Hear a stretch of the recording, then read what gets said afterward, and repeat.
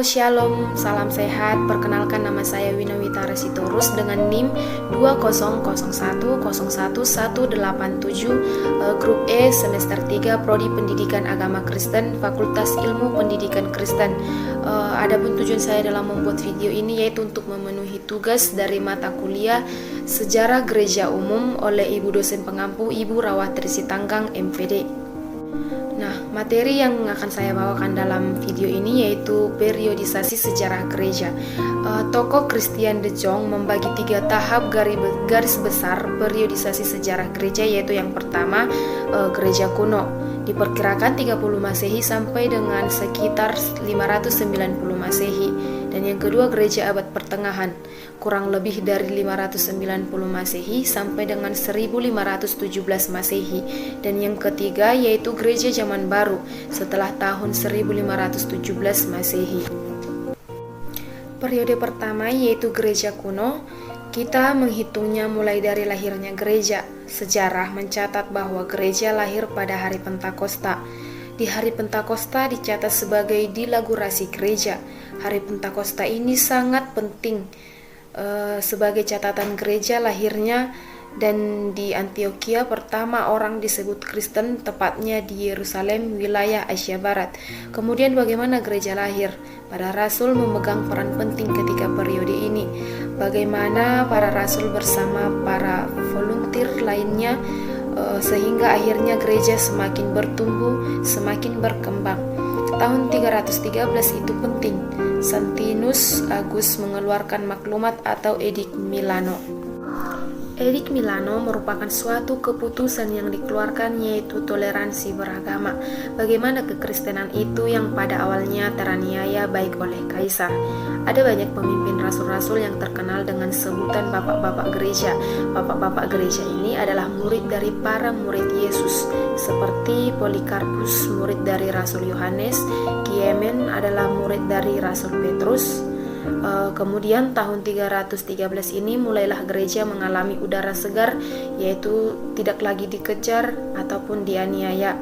Setelah tahun 313, tepatnya 380, oleh kaisar yang berbeda dikeluarkan yaitu Edik Theodosius. Setelah periodisasi gereja kuno, yang kedua masuk pada abad pertengahan pada tahun 590 sampai dengan 1517 Masehi. Gerakan reformasi memang benar-benar mengubah situasi kekristenan. Abad ini dibagi dalam 3 tahapan yaitu awal, medium, dan akhir. Situasi pada abad pertengahan ini menjadi renungan terjadinya suatu pelajaran. Gereja dalam zona nyaman, yaitu gereja mengalami penurunan. Yang pertama dalam standar hidup para iman memiliki hidup yang duniawi, demikian gereja.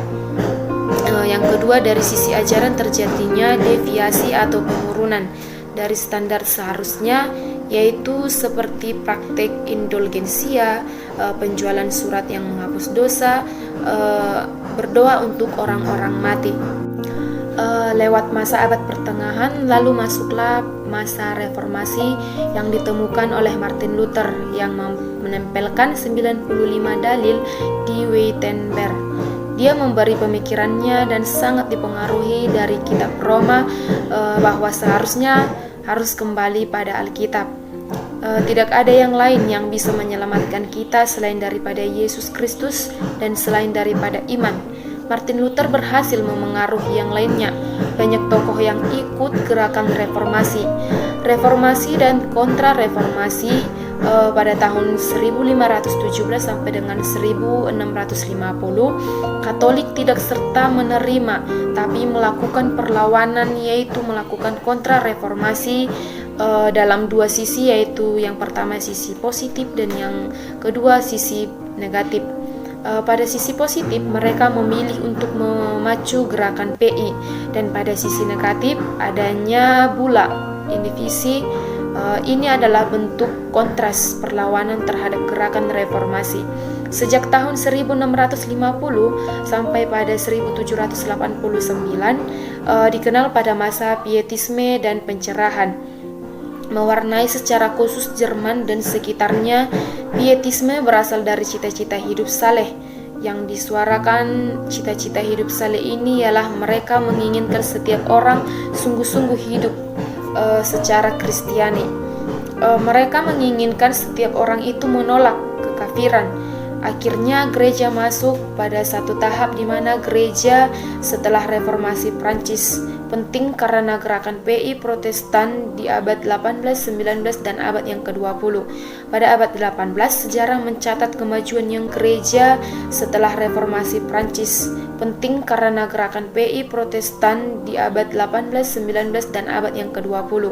Pada abad 18, sejarah mencatat kemajuan yang luar biasa, dan pada abad yang ke-20 terjadinya Perang Dunia Pertama, yaitu pada tahun 1914 hingga pada tahun 1918, dan pada Perang Dunia Kedua tahun 1945 dan sampai pada 1947. Dan akhirnya kita ada di periode masa kini, di mana kita hidup pada abad yang ke-21.